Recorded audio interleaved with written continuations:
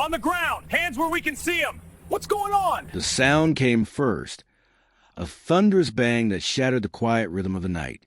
Then, before James Carter could even lift his head, the front door burst open.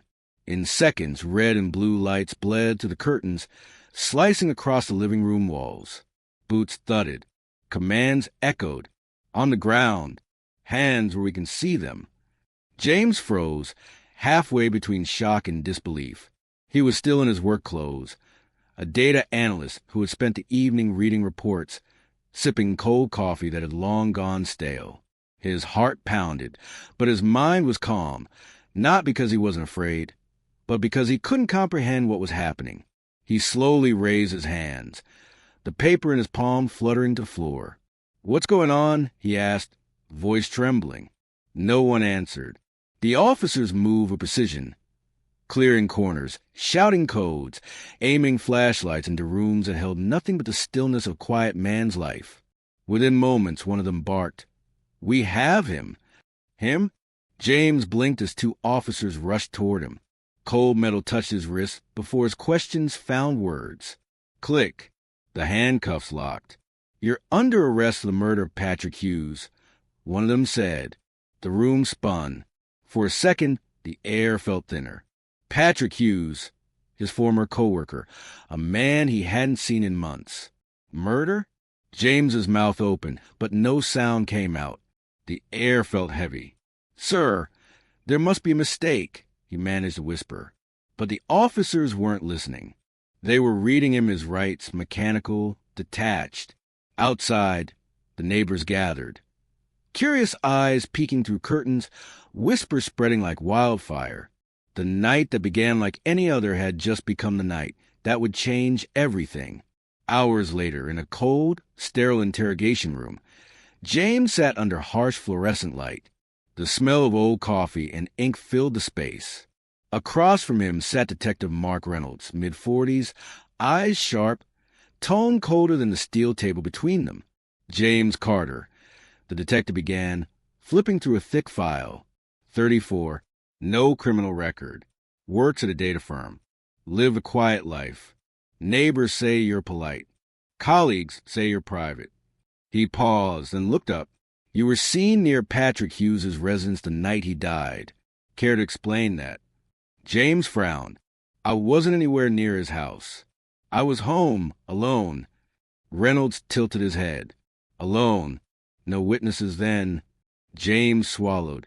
"No, but I didn't kill anyone." The detective leaned back, tapping his pen. "You had a dispute with him 6 months ago, didn't you? Something about a project you both worked on, data theft allegations." James sighed. "Yes, but that was cleared up.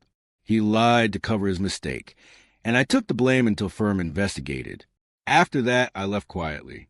That was the end of it." Reynolds flipped another page. "Funny thing, though, we found your fingerprints on a broken mug in his living room, and a security camera, conveniently turned off the night of his death, was manually disabled from the inside.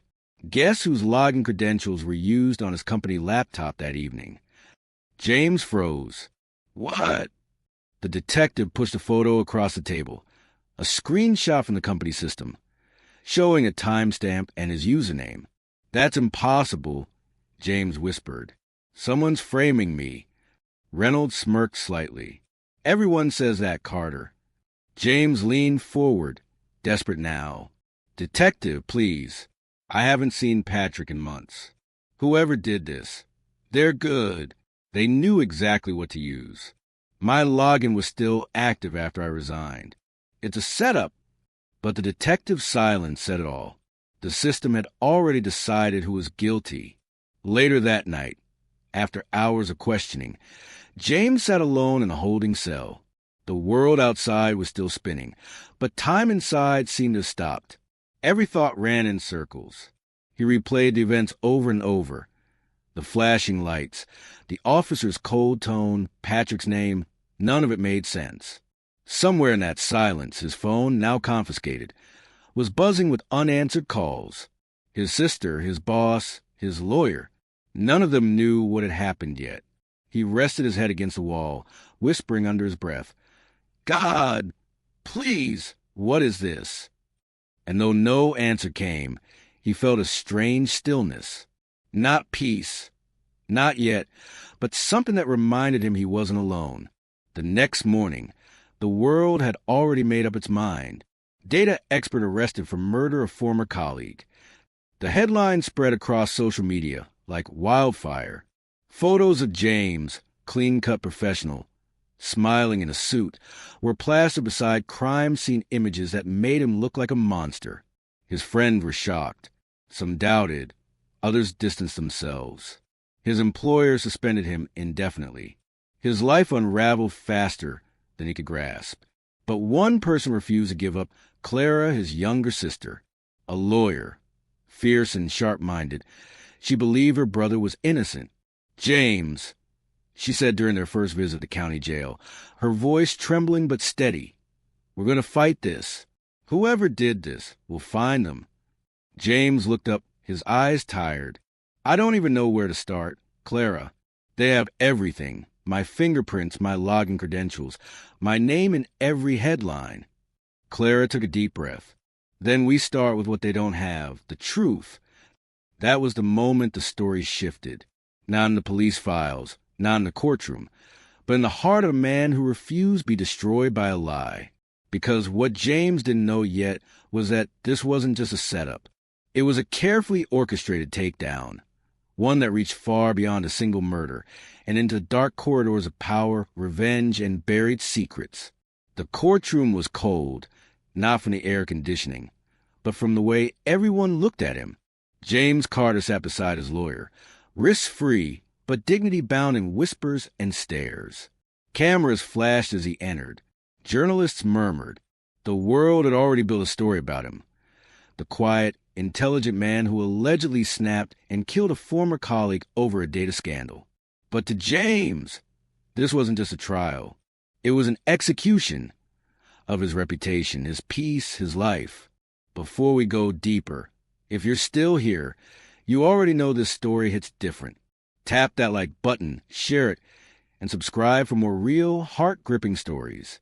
Because from here on, everything changes. Now let's continue. Across the courtroom, Clara sat poised, her suit crisp, her eyes fierce. She wasn't just his lawyer. She was his anchor.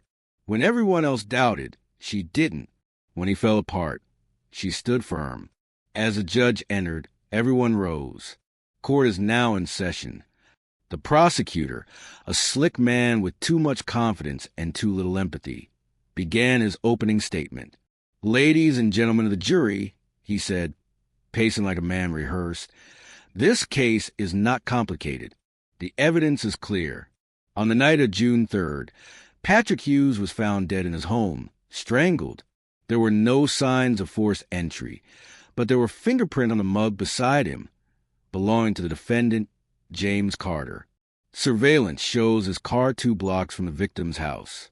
His login credentials were used to disable the security camera. Motive means an opportunity all right here." He turned, pointing at James. The accused was angry. He had a history with the victim. He wanted revenge. This wasn't random. This was personal. Every word pierced deeper than a blade. Clara stood, calm, composed. "Your Honor, with all due respect, what the prosecution has presented is not fact. It's assumption, and we will prove that Mr. Carter was framed by someone who knew his life, his habits, and his weaknesses." The judge nodded. "Proceed." As the trial unfolded, the weight of lies grew heavier. Evidence after evidence, the mug, the fingerprint, the login credentials, all painted James guilty. But Clara knew something didn't add up. For one, the timestamp on the login credentials showed the action took place from a remote location, miles away from James's home. But when she requested network logs from the company's IT department, the prosecution objected, claiming it was irrelevant. She didn't stop. She filed motions. She fought tooth and nail for access. Weeks passed. Then one night, she found it buried in a sea of system logs. A digital footprint that didn't belong to her brother. Someone had cloned his credentials. Someone with access to the company's back-end security. Someone who knew how to cover their tracks. James, she whispered during one of their late-night strategy sessions, I found something, a user ID that matches yours. But the IP address is from an unregistered VPN network. Whoever did this used your name, but from somewhere else entirely. James looked at her, disbelief mixing with hope. You can prove that. She nodded. Not yet, but I will. That night, Clara reached out to an old friend, Ethan, a cybersecurity analyst who once worked with the FBI. Together, they began tracing the shadow trail of the digital imposter, and what they uncovered would turn the entire case upside down. Ethan leaned back from his screen, eyes wide. Clara, you're not going to believe this. The access that night came from an internal company network, but it wasn't James's workstation. It was rerouted through a private server owned by Patrick Hughes himself. Clara blinked. What? Yes. It looks like Patrick had set up a system that stored sensitive company data offsite. The night he died, that same system was accessed, and the credentials used were cloned from James's old login. Her pulse quickened. So Patrick was hiding something, and whoever killed him made it look like James did it. Ethan nodded grimly. Exactly. But there's more. The person who shut down Patrick's cameras. Their digital signature matches someone high up in your brother's old firm. Someone with full clearance. The puzzle was beginning to take shape. Patrick wasn't killed in a random act. It was a cover-up. He had been sitting on data that implicated powerful people inside the company. Money laundering, illegal contracts, insider trading. And Wade tried to blackmail them. They silenced him. James became the perfect scapegoat. Brilliant, quiet, introverted, and disconnected from most of his colleagues. Easy to blame. Easy to frame. The next morning in court, Clara walked in with a calm fire in her eyes. She had new evidence. The defense called Ethan to the stand. The prosecutor objected, claiming new evidence was inadmissible, but the judge allowed it. Ethan explained everything. How the digital trails led not to James, but to an encrypted company server, how the credentials were cloned, and how Patrick himself was involved in something far bigger than anyone realized. By the time he finished, the jury was silent. Then Clara rose. Your Honor, the evidence clearly shows that my client was not at the scene, nor did he access any of the systems used in the crime. He was framed by someone who had access, power, and motive. The courtroom buzzed. The prosecutor fumbled. For the first time, the narrative was shifting. The judge called for a recess, face unreadable. James sat motionless, barely breathing. Hope, fragile but alive, flickered again. When court resumed, Clara presented one final piece of evidence. A deleted email recovered from Patrick's personal inbox, time-stamped just hours before his death. It read, If anything happens to me tonight, it means they found out. I used James's old credentials as a decoy. Tell my sister to check the black folder. The courtroom gasped. The prosecutor stood frozen. The judge leaned forward. Did you say he mentioned using the defendant's credentials? Yes, Your Honor, Clara replied. Patrick Hughes intentionally used my client's name as cover, while trying to expose the corruption inside his firm. The real perpetrators killed him and let James take the fall. Silence filled the room, heavy, sacred, almost cinematic. Then, for the first time in months, James allowed himself to breathe. The judge looked down from the bench. Given this new evidence, the court finds that reasonable doubt exists. Mr. James Carter is hereby acquitted of all charges. Clara exhaled, tears streaming down her cheeks as the gavel struck. The courtroom erupted, journalists scribbling, cameras flashing, whispers rippling through the crowd. But for James, the noise faded. He sat there numb, tears welling up, not of joy, but relief, exhaustion, and disbelief. He was free, but freedom didn't feel like victory. It felt like survival. That night, James stepped outside for the first time as a free man. The air tasted different, colder, sharper. The city lights glowed like distant stars. Clara stood beside him, quiet. "You did it," he said softly. She smiled faintly. "No, we did it." He looked up at the night sky. "They destroyed everything, my name, my job, my peace. But somehow I still feel grateful." "Grateful for what?" she asked. He turned to her, eyes glistening. "That truth still wins, even if it takes everything to get there." Freedom came quietly. No parades, no grand applause. Just the soft sound of man stepping back into the world that once cheered his downfall. For James Carter, freedom didn't feel like the movies. It felt heavier, like carrying the memories of every headline, every stare, every silent judgment that had once called him murderer. The trial was over. The truth was out. But the scars? They lingered, invisible yet loud. He spent the first week in silence, barely leaving his apartment. The city outside had moved on, but his mind hadn't. Every noise still made him flinch. Every shadow still felt like suspicion. Some nights he would wake up gasping, hearing echoes of that night. The boots, the flashlights, the handcuffs, the voice saying, "You're under arrest for murder." Trauma has a way of haunting even the innocent. Clara visited often. She'd bring food, sit with him, talk about normal things, the weather, their childhood, even jokes that didn't land but helped fill the silence. "You can't let this define you, James," she said one evening, setting down her cup of tea. "You were framed, yes, but you also survived. That counts for something." He nodded slowly. "I know. It's just, I keep asking myself, why me? Why did I have to be the one they chose?" Clara sighed. "Because you were the easiest target. Quiet, diligent, trustworthy, the kind of man no one expects to fight back. But you did, and you won." He looked up at her, eyes tired but softer now. "You won for me.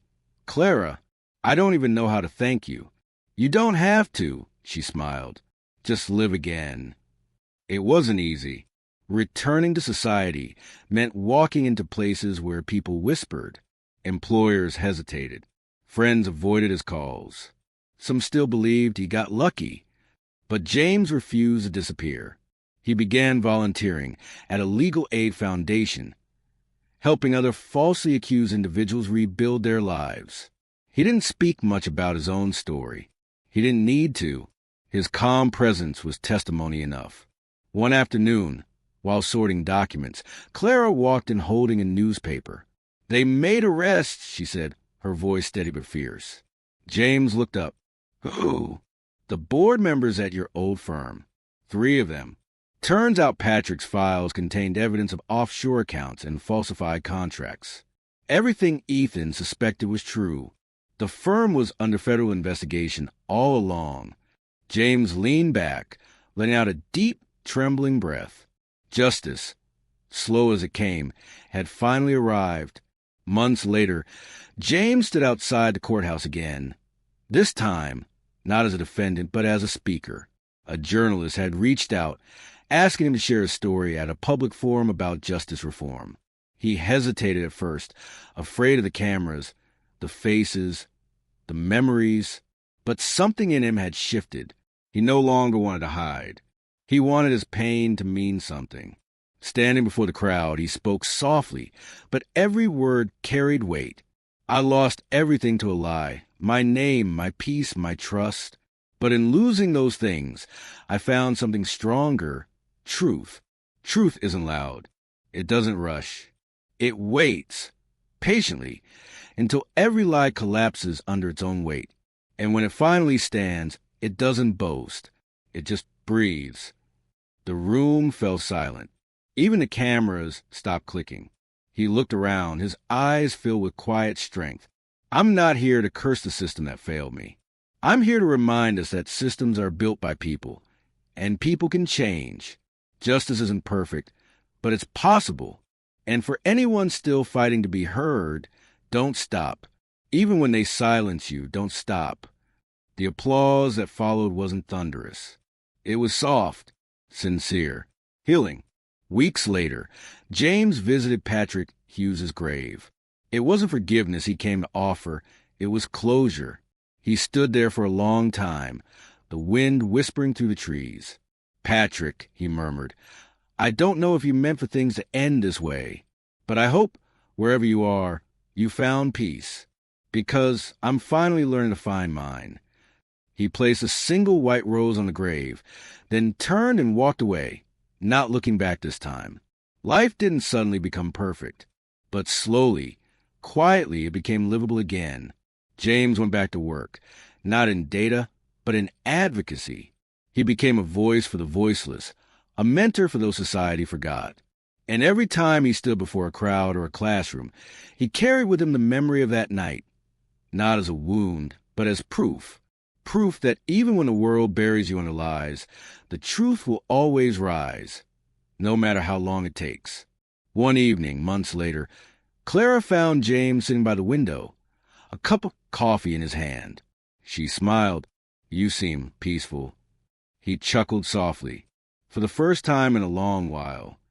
They sat in silence for a moment before she asked, "If you could go back and change it, erase the whole thing, would you?" He thought for a while, then shook his head. "No," he said quietly, "because then I wouldn't know how strong grace can be." She smiled. "Grace?" He nodded. "Yeah, the kind that finds you in your lowest moment and still calls you innocent." And with that, James looked out the window. The same city lights that once witnessed his downfall now glowing gently, like hope reborn. Some stories entertain.